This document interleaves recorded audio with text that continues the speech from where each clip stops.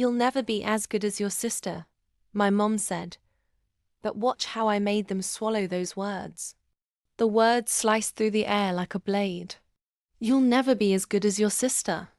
My mother's voice dripped with venom, her smirk daring me to crumble under the weight of her comparison. But instead of breaking, I smiled. Calmly, too calmly. Then I leaned back in my chair and said, "All right then, ask her to pay your bills."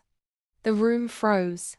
My sister's fork clattered against her plate, and my mother's smug expression cracked for the first time in years. Silence spread like wildfire, thick and suffocating. For once, I wasn't the one on trial. You see, what they never knew was that I had been carrying this family for years. While my sister basked in endless praise, I was the one secretly wiring money to cover the mortgage, handling medical bills, even clearing my mother's credit card debt while she paraded around town, pretending it was her favorite daughter's generosity. That night, I let the silence fester. Then I dropped the second bomb. "In fact, you won't need to call me for help anymore. I already spoke to the bank. The house is in my name now." My sister's eyes widened.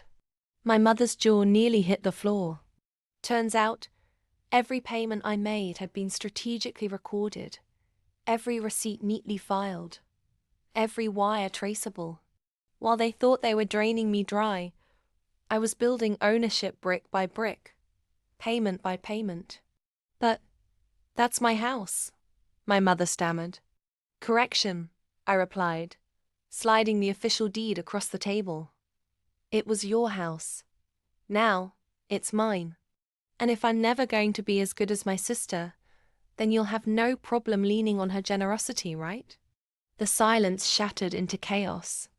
My sister protested, my mother begged, but I stood tall, finally seeing them for what they were, leeches fattened on my silence.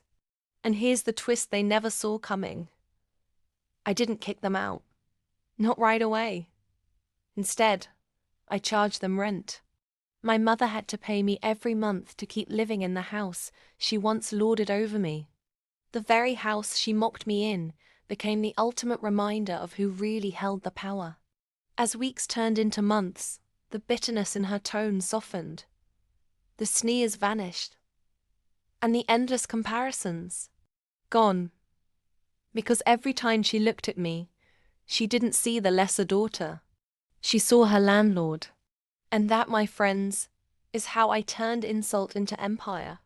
If you enjoyed this story of unexpected revenge and poetic justice, hit that subscribe button and join me for more shocking stories that will leave you speechless. Because sometimes the sweetest revenge isn't loud, it's owning the very ground they stand on.